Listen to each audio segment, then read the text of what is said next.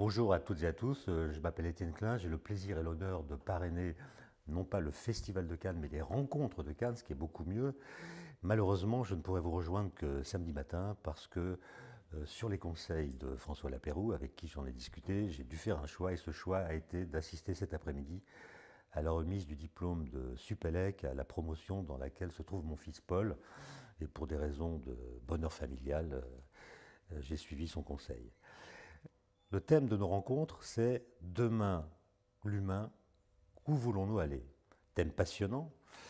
Georges Clemenceau avait fait remarquer un jour qu'un discours de Jaurès se reconnaît à ce que tous ces verbes sont au futur. Mais Jaurès est mort, comme vous le savez, assassiné, et peut-être avec lui une certaine façon de conjuguer les verbes. Aujourd'hui, lorsque nous lisons les journaux ou lorsque nous regardons la télévision, nous constatons qu'on ne nous parle plus que du présent, comme si le futur s'était absenté de nos représentations, comme si l'urgence avait partout répudié l'avenir comme promesse. Du coup, le monde de demain est laissé en jachère intellectuelle et en déshérence libidinale. Or, ainsi qu'on avait pu le dire de la nature elle-même, le futur a horreur du vide. Il se laisse donc investir par toutes sortes de hantises. Il devient victime de notre vacuité projective et devient, de ce fait, très difficile à envisager et à dévisager. Qu'est-ce qui se construit vraiment? Qu'est-ce qui se détruit? Nous l'ignorons pour une grande part, mais c'est paradoxalement parce que nous avons compris quelque chose, que par des boucles nouvelles et inattendues, nous allons de plus en plus dépendre de choses qui dépendent de nous. Or, comment savoir ce qui va se passer si ce qui va se passer dépend en partie de ce que nous allons faire? En attendant de répondre à ces questions, il faut bien vivre.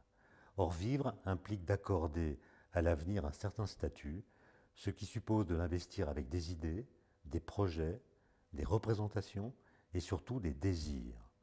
Alors le mieux est de donner corps à l'idée que l'avenir constitue une authentique réalité, mais qu'il n'est pas complètement configuré, pas intégralement déterminé, qu'il y a encore place pour du jeu, des espaces pour la volonté et pour l'invention. Mais cela suppose que nous nous posions collectivement les bonnes questions. Où sont les véritables déterminismes? Quelles seront les conséquences de nos erreurs, de nos caprices, de nos aveuglements? Y a-t-il des marges de manœuvre et pour qui? Telles sont les questions que je voudrais que nous discussions joyeusement ensemble. Chers amis, je vous dis à demain, car c'est bien là que je veux aller.